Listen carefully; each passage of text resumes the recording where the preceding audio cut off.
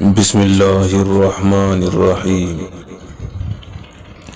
پیارے رسول صلی اللہ علیہ وسلم نے فرمایا، ماہ رمضان کی پہلی رات جب شیطان اور سرکش جن جکڑے دیے جاتے ہیں، ایک فرشتہ پکارتا ہے، خیر کے طلبگار اب تو آگے بڑھ، اور اے شر کے طلبگار اب تو رک جا۔ خرچ کیے بغیر سخاوت کا اجر کیسے پائیں؟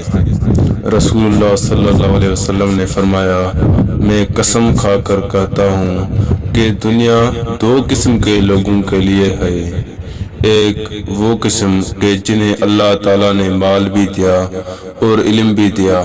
ایسا شخص مال کمانے اور خرچ کرنے میں اللہ سے ڈرتا ہے، وہ اپنے علم کی بنا پر مال کے ذریعے رشتہ داروں سے حسن سلوک بھی کرتا ہے اور حقوق اللہ کی ادائیگی بھی کرتا ہے۔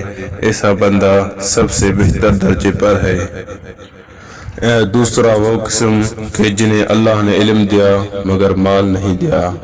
البتہ نیک نیتی سے ایسا شخص کہتا ہے، اگر میرے پاس بھی مال ہوتا تو میں بھی پہلے قسم والوں کی طرح خرچ کرتا۔ اپنی سچی نیت کی وجہ سے اسے بھی پہلی قسم والے سے سخی کے برابر اجر ملے گا۔